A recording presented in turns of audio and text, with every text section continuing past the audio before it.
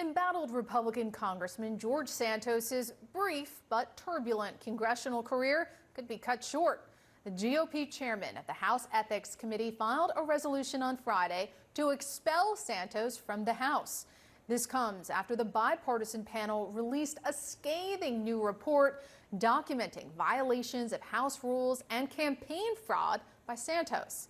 Already, 13 Republicans who previously voted against ousting Santos are now lining up to expel him, and that number could grow. Joining us now to discuss is Democratic Congressman Robert Garcia of California. Congressman, thank you for joining us. Happy to be here. Now, earlier this year, you led the charge to expel Congressman Santos even before this report came out. What made you make that move so early on? I mean, look, 9 months ago, we already knew that he was a liar, a fraud, had completely, essentially created his entire life story to get elected to Congress. And he had actually already admitted to fraud and to a conviction in Brazil. And so he, 9 months ago, I believe, was ready to be expelled from Congress. He is a complete fraudster. Of course, back then, Republicans blocked that resolution that we put forward, and instead they moved this whole case to the Ethics Commission. And so the commission looked at the work. They looked at tons and tons of witness statements, and they finally put out this report. I mean, the report is incredibly damning. I mean, it confirms everything that we already knew. He essentially created an enormous slush fund using all of his campaign donors to essentially fund his private life, his clothing, all sorts of crazy shopping trips across the country. And now he's got to be held accountable for what he's done. We are going to expel George Santos finally, and his time is up.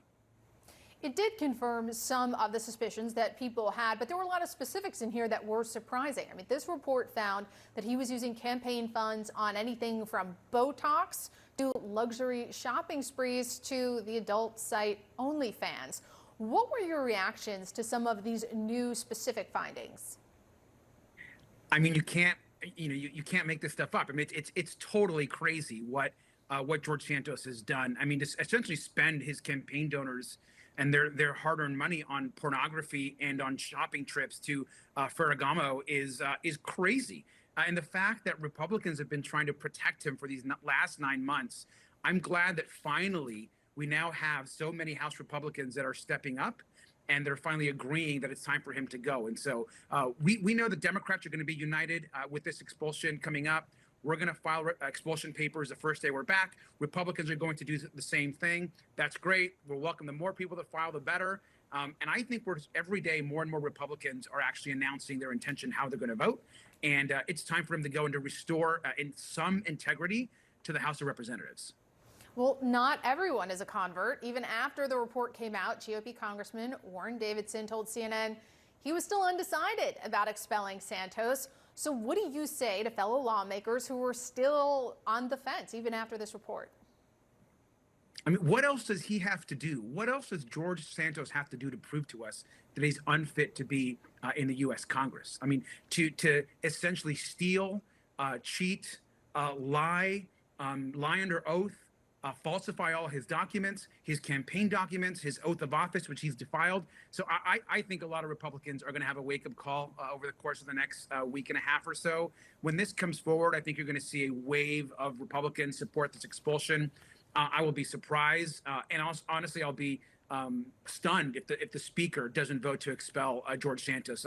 He has done everything possible to prove that he is worthy of this vote. He also, remember, has to face a court, and he has 23 additional counts, criminal counts. So it's not just what's going to happen here in Congress, but he's going to have to face a conviction. I mean, the future is not looking great for him, and he now has to not only face his community, but he's going to have to face all the folks back home who voted for essentially a falsification of a person.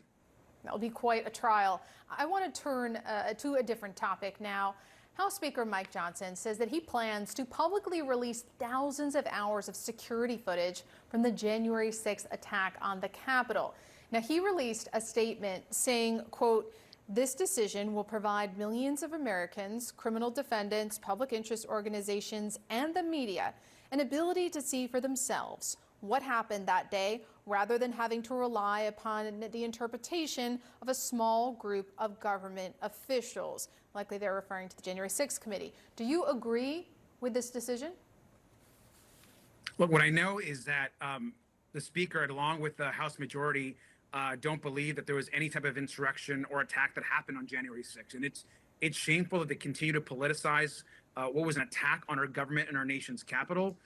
They want to release more information. They want to release more info. Fine, release information that can create a broader picture. But we've all seen the video. We've all seen the tapes. We've all seen the reporting done by you and so many other news organizations.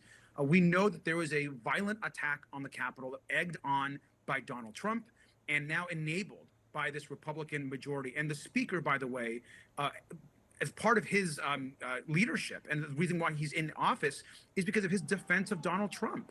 His defense of Donald Trump, even though Donald Trump created this enormous, I believe, attack on our nation's capital. And so I think that the Speaker has an agenda. He clearly has had one since he's been defending Donald Trump.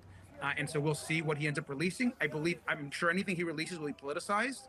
Let's just be honest about what happened that day. That was an attack on our Capitol. Insurrectionists need to be held accountable for what they did. As someone who works at the Capitol, do you have any security concerns about releasing this footage? Absolutely, and that's why we don't know what he's going to release. I mean, he says he's going to release footage. We don't know what that means. What we've been saying is anything that gets released should be vetted by national security officials, certainly Capitol Police, and just to release footage without any type of security measures in place, I think is dangerous and irresponsible. So we'll see. I mean, we all want, obviously, more information out. I don't mind to have more footage out there. I just hope it's done in a way that's responsible. Congressman Garcia, thank you. Thank you.